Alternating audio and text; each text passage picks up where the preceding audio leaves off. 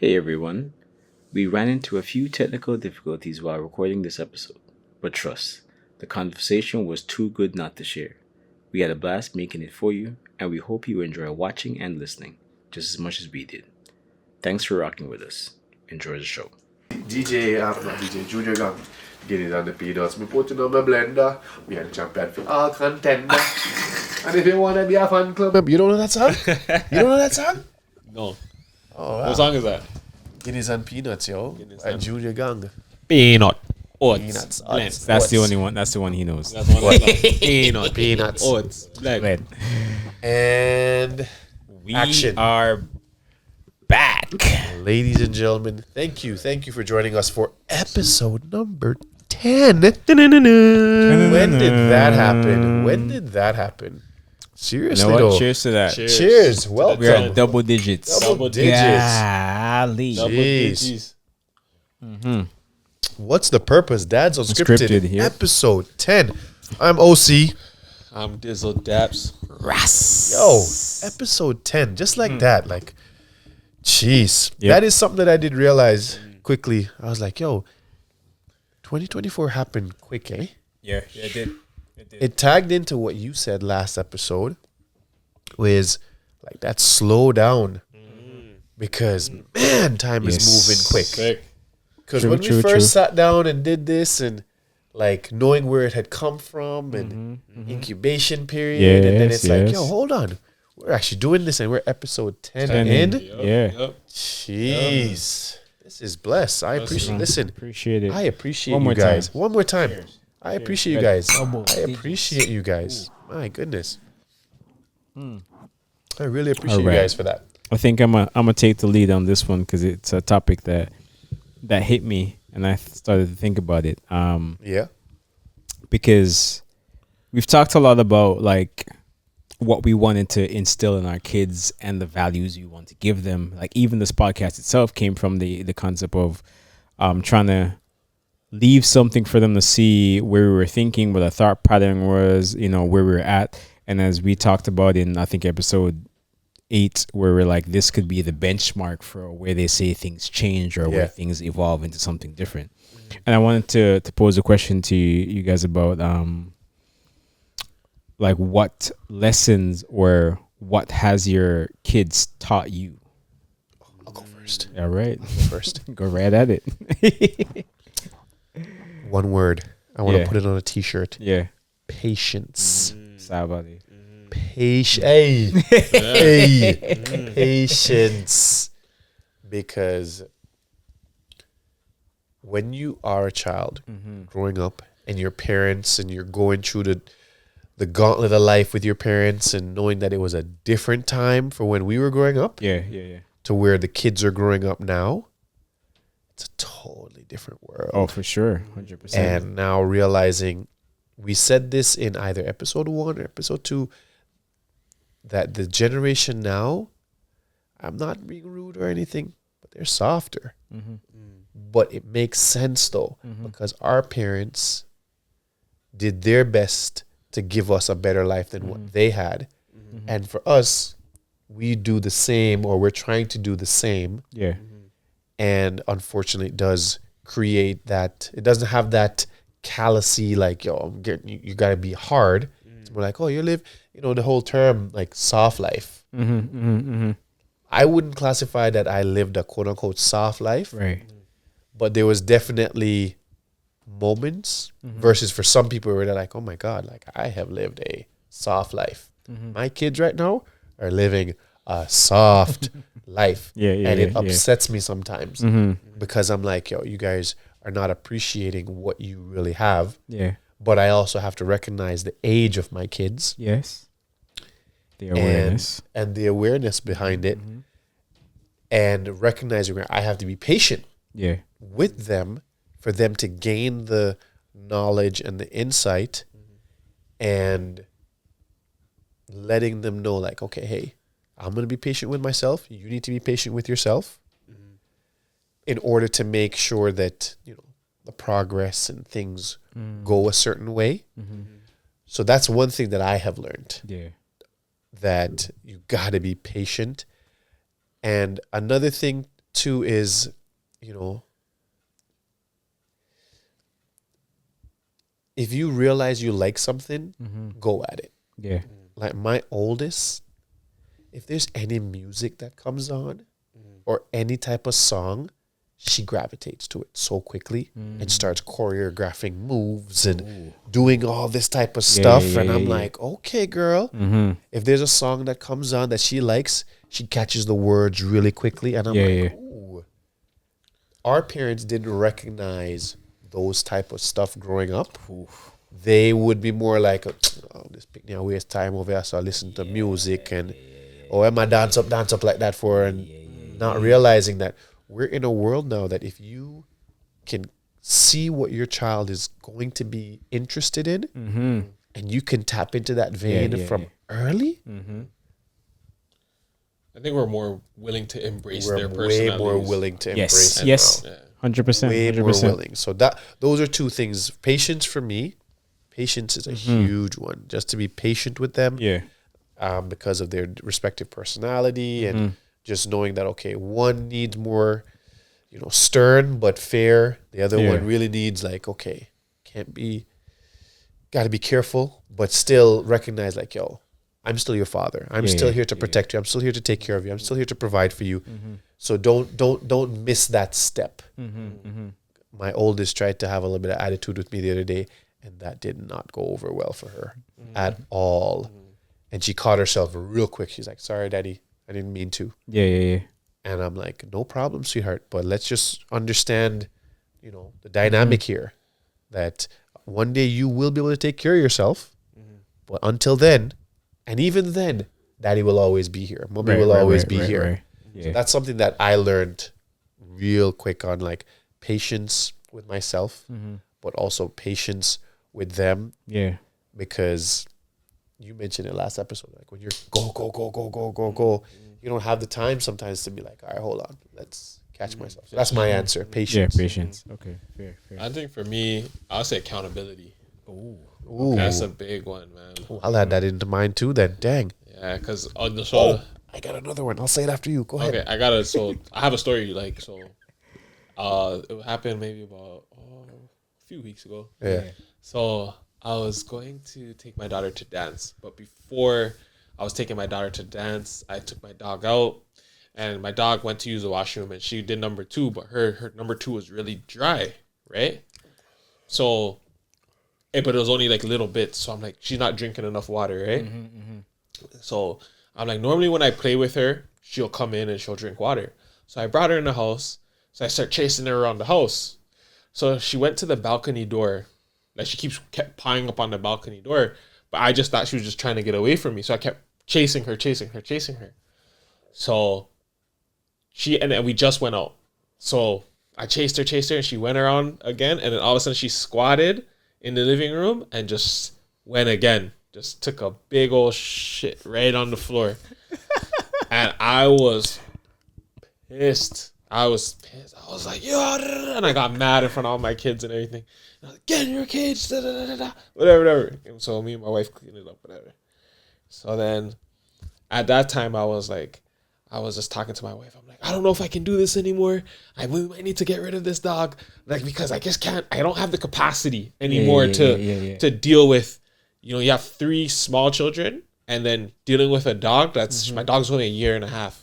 So basically 4. Yeah, so but you're dealing with a puppy and you're like, no, I can't. You know what I'm saying? This dog needs too much attention. And granted, I love my dog, so this was something that but I just coming from work, I work overnights, all these things, just a lot of things, but overstimulation. Yeah.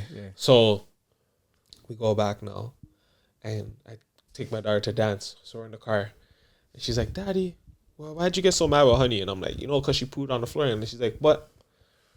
She's like, "Honey is like one of the best. You've trained her really good, Dad. She's one of the best behaved dogs that I've ever met. She's so sweet." She's like, she wouldn't have just pooed on the floor for no reason. Like maybe she just really had to go. She kept going to the balcony door. And remember when she was a puppy, you used to let her go off in the balcony sometimes? And I was like, yeah. She's like, maybe she just wanted to that's what she remembered at the moment. Why? I looked into my rearview mirror and I did not like what I saw. I looked at myself and I was like, why, yo, legend. I had to take it hard. I had to take the accountability. I was like, wow. Man. And I sat there and I got so quiet that she's like, what? And I'm like, I'm just listening to you. in. You're right. I'm like, you're right. And I had to really, really. Yeah. I've always been a somewhat accountable person, but you know, when you get upset or when something happens and you feel like you're in the right, that's the hardest time for you to take accountability for your wrongs. When you feel like what you did was justified. Yeah. You know, yeah. but when someone could bring it from a different perspective, especially your child, can bring it. It was like it hit. It definitely. She's hit unfiltered. Home. She kept it just. She kept it real. She kept it real. Yeah. So I was definitely say something that I learned from my children is accountability. Yeah, accountability for sure. So this is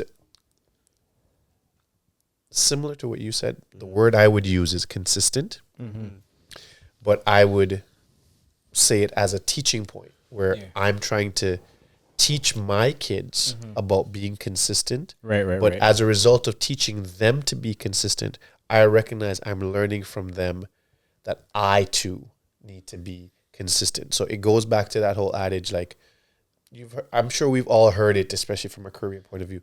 What was it? Oh my gosh, I'm gonna sound like a fool right now. I'm gonna get it. Do as I say, not as I do. Yeah. Which is counterintuitive because it's like, hold on, so you want me to do this, but you're doing this over here? It doesn't make sense, right? Word. And we've all been there with our parents and stuff like that. Of course. So yeah. So in saying that, I recognize where it's like, okay, I gotta be consistent. Yeah. So in our house right now, the front foyer is normally my responsibility, or I've taken it on to make sure that it's organized. Yeah. And I quickly realized, like, you know what, Mandat, girls, this is your responsibility now. This is your responsibility. You guys need to make sure you come in and it stays organized. That's 5 individuals in the house. There's a bag of shoes that could be there. If the bag of shoes are there, fine, but it has to at least be organized. And I then quickly realized that the consistency, and this is such a small situation, but it's applicable, that the consistency comes from the point that I have to make sure when I come in, I put away my shoes in the right place. Yes. So that they're seeing it. Yes. And they have, they're like, oh, okay, so we're responsible for doing it. And daddy isn't just dropping his thing any and any old where because he knows we're going to pick it up. Right. There's that consistency of showing them what they need to do and then hoping that they see that and follow that example.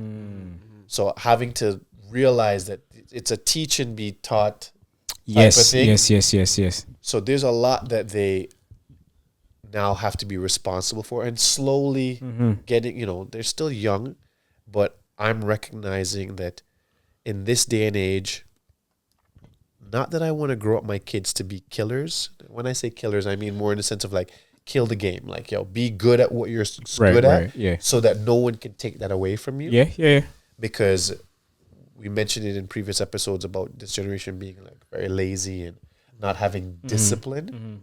And that's another thing that I'm trying to make sure my kids have a very strong idea of. And that's one other, sorry, don't interrupt you. There's one other way I want to look at it in the sense of this newer age, not necessarily saying using the word lazy because everybody is going to take it as a trigger word or soft as a trigger word. But let's put it this way. There is a lot of preoccupations with everything else other than self. I've had a conversation with my younger sister and she was like, we were at a dinner for my aunt and then the conversation of screen time came up. Oof, and then she ran through hers and I was like, what do you mean she ran through hers? She ran through like the screen time that she had maybe on like TikTok. And I was like, what she spends on the yes. Okay. I was like, what? Hours, eh? And I was like, that's a part-time job. hours. What do you mean? I was like, the highest thing that I have is Waze. And the reason being is Drive not it. because I don't know where I need to go, is because I'm trying to beat the traffic. Or avoid the Babylon them. That's me. I'm trying to. So you know what? But not the Babylon. The speed The cameras. speed cameras. Bro. But I'm trying to avoid the extra time. Topic, for real. I'm trying to save myself time. That's Yeah. the only reason why I use it. And I was like, this is the app that has the most. How do you. What? Yeah. She's And on I it. was like, She's on it. y'all are just preoccupied. It's not that you Entertainment. guys are like Entertainment. soft or lazy. You're preoccupied with entertainment. entertainment. Yeah, you can't focus instead on of anything else. focusing on you, the individual in yourself. And that's like that they're not doing it. And some of them are, granted, but the vast majority, even of our generation too, they're also preoccupied. And that's the other part too, that this is why this topic came up for me. Like in thinking about like my journey as a father, and in also the previous episode where I talked about being a dad versus being a parent. And I was like, yes, I have, I'll say the name easy, King and Marcos. And they've taught me a lot. But before King and Marcos, there was K and J. Facts. I remember that. And that's where I was like, yo, if I didn't have K and I didn't have J, I would never have learned what I needed to learn to be able to teach King and Marcos. Because there is a temperament. You talked about it about your youngest having like a temper. Like, no, you have talked about it about youngest having a temper. My youngest has the same. And when I look at the similarities between him and Jay, I was like, holy smokes. I had to do this for Jay because Jay would be fuming. Yeah. And yo, when Jay stood tall and was like, ooh, but then Jay also reminded me of my older brother, where when he sees red, tears come. But don't take that tears for weakness, bro. Yeah. Because when he catches you, that skinny boy will show you a whole heap of strength off that tears. And I was like, bro, I think we talked about it in the previous episode where I was like, I had to bend down with my knees and talk to my youngest, be like, yo, just breathe. That all came from me learning how to handle Jay when he would snap and nobody could talk to him. And I was like, yo, come here. Let's sit here. And I remember one great experience we have with him was like, we were at the time we were living like on like this farmhouse, and I sat him on the washing machine, and I was like, breathe. And I was like, breathe. You see how this is breathing? Do you feel how your heart is like beating through your chest? Like, relax. Breathe. You guys calming me down. I'm chilling. I'm no serious. Like, oh, relax. Hey, breathe. Oh, like, I was like, because I could feel it, the tension in his body, the heart is like his heart's pounding through his chest, and I was like, Jay, breathe. And I had to do that with Marcos recently, and I was like, feeling his chest, and I was like, no. Pounding. Breathe. You want to snap? And he raised his hand, and I was like, oh boy, we're not gonna go there. You're gonna breathe. And I was like, and that came from, I have to give credence to them, because without them, like, Wouldn't have had that I exposure. wouldn't have had that exposure. Kay taught me that softness. So sometimes when I may raise my voice at King, I flip back and go like, yo, chill out. When your mom raised her voice, did you like it? When your dad did it, did you like it? And then I go back and be like, yo, my bad. I'm sorry. Yeah. I'm sorry. Firm, sorry, strong but firm is how I look at it, man. Yes. Like, I get my kids. So it's the funniest thing.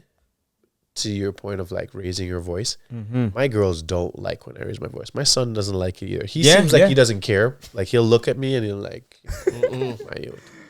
but the girls more so because he's still young. The girls more so don't like it. Yeah. But I quickly realized something that they recognize. Dare I say the necessity of it? Yeah. Because I only raise my voice if they don't listen. It's not a just raise my voice for raising my voice sake. Naturally, I talk to them normal. We're having a conversation. I try and reason with them. Yeah. It's when they don't listen. And I try and say to them like, yo, if this is a dangerous situation and I said to you, don't do this, and you go decide to do that, Yes. I keep it real with them. Like, you could have hurt yourself. And I ask try and ask the question now, opposed to scolding them and running them and all that stuff. Like, would you have liked if that happened? No, Daddy, I wouldn't want that to happen. So what do you need to do? And they'll, I should have listened and blah, blah, blah. So I get where you're coming from, because that experience for me to be able to do that came from, my own upbringing. Right. So you were able to have even a more closer, like, previous experience to now be able to tie it into your own kids. Like, it's a nice, it's good. So you want to know what? Like, so to tie it back into what you were talking about with Jay and Marcos, it's good that you got the previous lessons to be able to use on Marcos. That thing I related to myself, because I was the person with the anger, right? So now I'm looking at my youngest, and when he's with his anger, I remember I have stories on top of stories. If you ask my mom, I have stories where my anger just got the best of me, and I see him now, and I'm just looking in the mirror, and I'm like, oh my God, I see myself. So now it's putting, I guess something else I'm learning is like learning to deal with that, because I still had, there's a point in time where I used to talk to my mom, and I don't know if anybody else ever felt like this. I told her, I'm like, I don't feel any other emotions but rage. I remember being like, someone would tell a joke and laugh and be like, ha ha ha. I felt like you ever see that video with Kanye where he's laughing and it just goes straight. That's exactly how I'd be laughing, and then my face would just go straight. Yeah. Or I haven't had a deep belly laugh for a while, or I wouldn't cry or nothing. But the only emotion that I would feel is just rage. I just feel anger. That was the strongest thing I would feel. Yeah. And I battled myself because I used to work in the public sector. So there's so many people where like I felt it coming out, but I don't know what I would have done had I just released it, right? Yeah. And I knew that could have got me into a lot of trouble, maybe even killed probably, right? And so I had to kind of work on suppressing it, but that hurt even more. So I had to work on ways to deal with it properly, which I'm still working on right now. But seeing my son, and I'll take your advice too. Like, I learned something, like the hand on the chest thing, because I actually did feel like I was joking at the same time, but I actually did feel like you're like, it makes you concentrate on that part of your body. Yes. So I would try that with him, because I'm still learning. I pressed it, and that's where that part of touching the chest came from, like Jay, because when I touched him, I was like, relax, just relax. Yeah, relax. I'm here for you. Yeah, I'm here with you. I'm not trying to, not gonna yell at you, not gonna scream. And it's like, even talking to Kay recently, and she was talking about the experiences that she had up at that same farmhouse. I was like, man, it's crazy to see that you remember those moments and remember. Like, I remember one night, specific night, you were talking about our homework, and I was like, bro, I don't even know how this thing worked, because this is not the same pattern that we went. Not the same thing, but we spent a whole night trying to figure it out with her, and she's like, yeah, I remember that. And that patience that it took to be like, all right, okay, all right. Then I was like, you know what? You go to bed. I'm gonna still work on this, and then figure it out in the morning. If in the morning I don't get it, then we're just gonna go with whatever we have. And when she brought that memory up, I was like, bro, I didn't know nothing what this is going on. What I was taught in Jamaica is totally different. Like, the way they were telling her how to do the math is not the same way I learned how to do it. Yeah. So I'm like, listen, Kay, we just gonna do it this way. Try. If you get it wrong, you get it wrong. Like, don't bum yourself all over it. You know what I mean? Feel. Hey. Yeah. So it's even seeing yourself, like, for me, I saw in King the younger version of me at times where I would raise my voice and he would climb up, and I'd have to like reel him back in. Yeah. And I was like, oh snap, I used to do that too. That was me. And I was like, oh, viewing it from the other side is rough. Because you're like, oh, this is what my mother felt like when I clamp up and shut down on her. Okay. And I can see the difference in, I sometimes take my mom's approach versus my pop's approach, where it was like, all right, forget about it. And I was like, I can't just forget about it, because I'm guilty of that sometimes. Yeah. I'm guilty of that like, sometimes. Especially when you don't want to listen. Yes. Especially when you don't want to listen. I'm like, all right, forget it. Never mind. Yes. I have to catch myself and be like, no, all right, we're gonna I gotta stew find in a it. way. We're gonna Yes, stew in it. it. We're gonna you know, stew in it. I'm gonna either be we here. just leave it for silence for a bit, and then I come back to it and try to explain myself a little bit deeper. And sometimes, like even you talked about the danger thing. Like there's one spot we went to New York together. I'm in the car. My mom's in the car. He's in the car, and we like pulled up to my cousin's birthday party. And he's mad excited because my cousin is like one of his. She's like. She loves him a lot because she's watched him grow up. Not necessarily physically, but she's like seen the stories, she's seen the pictures, she's been and she's always trying to wish him happy birthday, saying stuff to him, and he's like, "Oh man, we're going to her birthday party." I was like, "Yeah, bro," and pulled up there. I'm parking, and I'm like fixing the car, and then for some reason the door pops open and then close, and I was like, "Yo, Yeah. did he just?" But I'm in the mode of reversing when There's he did so it. many things that can And go I was wrong. like, I almost snapped, but I was like, "Get Joe back in the car." Yeah. And he got in here and I was like, "Bruv, Yeah. what are we doing? Was the car parked?" And he's like, "No." And I got out the car. My mom's like, "You got it." I was like, "Listen, I got this. I got I this. got this." I got this. I got out the car and I was like, "My guy, this is your life. If you go behind the car when I'm reversing and I don't know you're there, it means you are now in danger. Facts. Do you know what that would feel like if I was to do that to you? We are not going to have this issue again because you're not going to open the door when the car is in motion. Ever." See, I'm so guilty of caring so much that I get so passionate that it comes out like Anger. yeah. I am so guilty. I always tell I'm like, I can't deal, like, especially when it comes to my dog and stuff. I had to start being like, I need to chill because I care so much that there was passion in my voice. It wasn't that calm, but I was like, I'm using these words specifically so you get it. Yeah.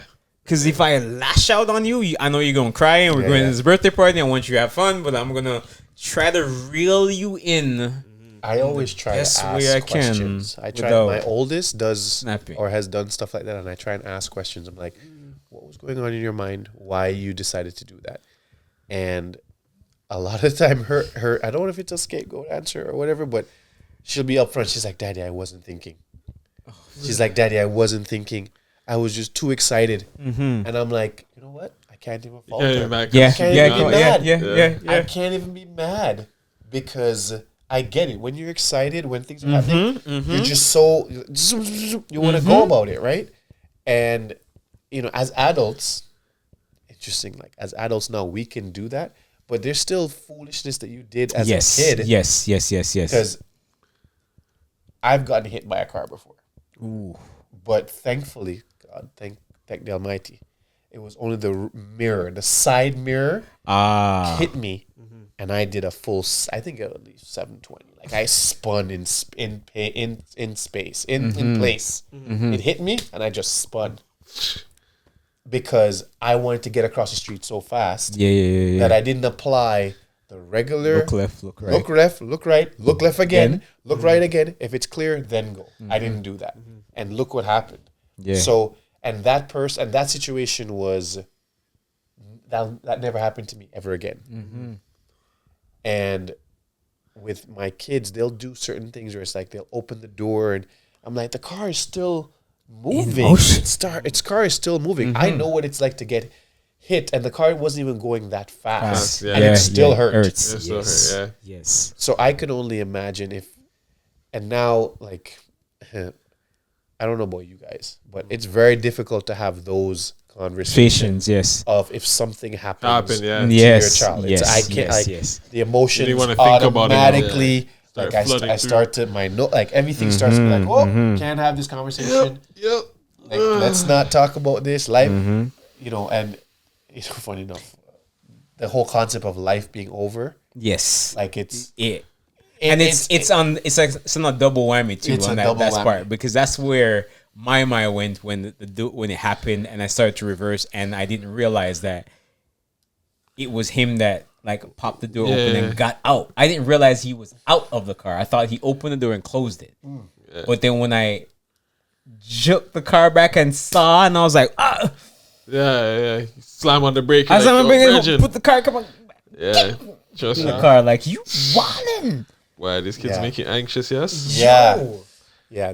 There's a lot of lessons that, especially in this day and age, like education, and not just education at school and stuff. Yes. Educating them on certain things. That's something that my kids indirectly are teaching me, where it's I got to make sure, in order for me to prepare them, I got to be prepared. I got to know what to say to them. Yes. I got to know how to prepare them. And the Almighty knows who to put situations on, because, which is funny, because you have 2 boys. That's not fair. You should have a girl.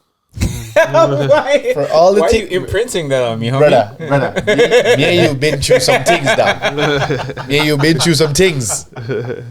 So when we think about the trouble that we got into, at some point, forgive us, Lord, with other people's daughter.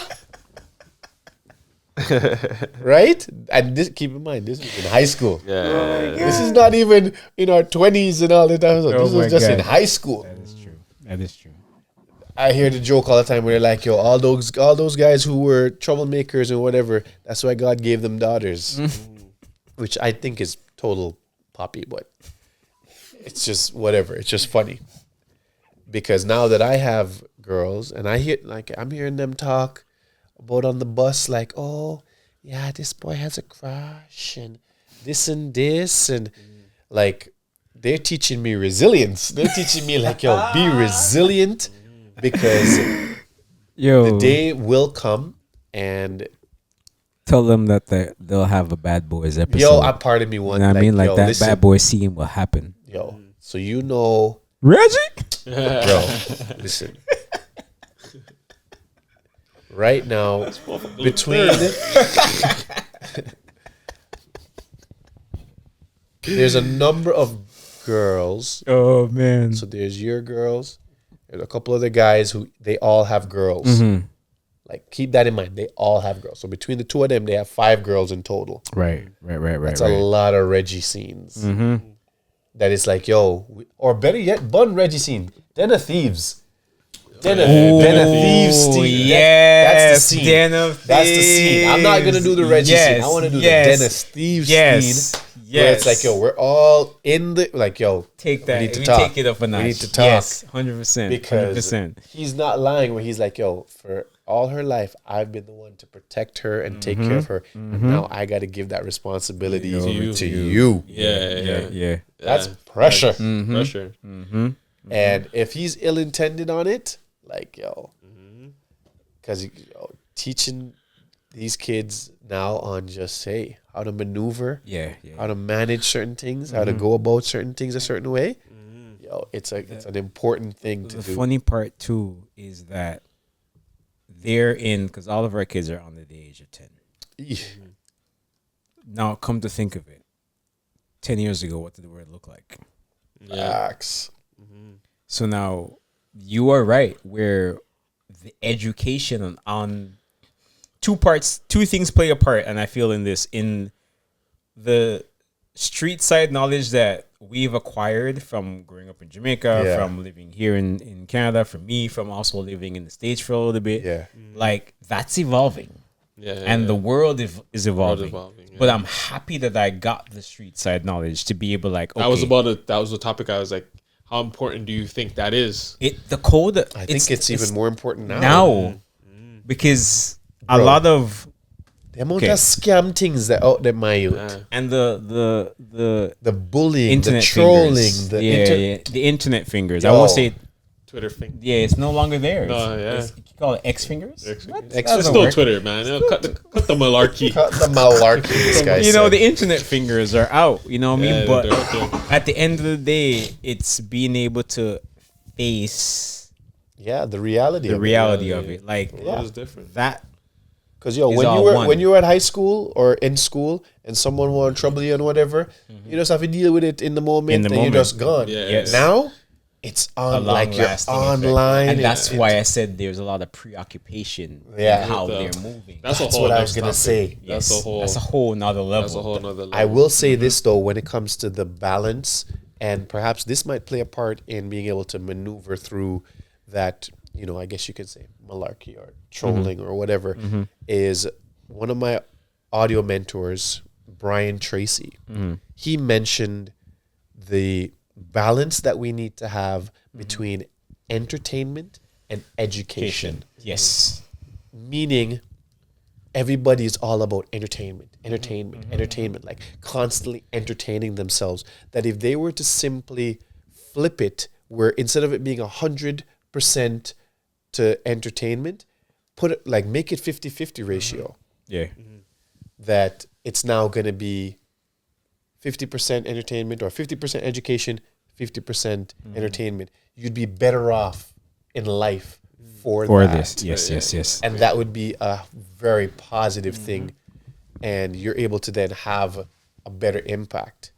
So this is the big thing that we can do, that you're able to. We're okay? Yeah.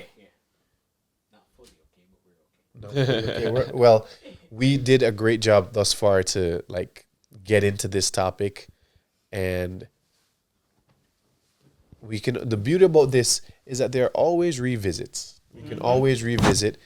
I appreciate that we're in episode 10, Yes. and this was a great topic as far as what our kids have taught us, and what I will end off on my part is giving credit that we're willing to grow. Yeah. We're willing to move out of our own way and recognize that we are maturing. We're trying to, from my point of view, I look at it as be the best version Of of ourselves. myself. Yes. It's not easy, but being the best version of myself helps with the cause, because I want to know that just like our parents did the best that they could to raise us to be the best adults we could be, I want the same for my kids.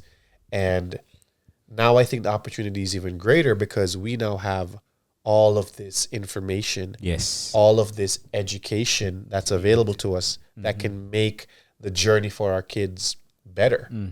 1000%. So I'm very grateful for that, and really appreciate everybody This joining was a us. good one. This was a good one. This was a good one. You And know we what I will mean? count down to the next episode. Yes. And we really appreciate you joining us. If And we'll there's give any you a heads- questions, well, this is the end, so I'll give you a heads up at the beginning of the video that this will be a technical change at the end. But stay tuned. You get it. You'll get it later.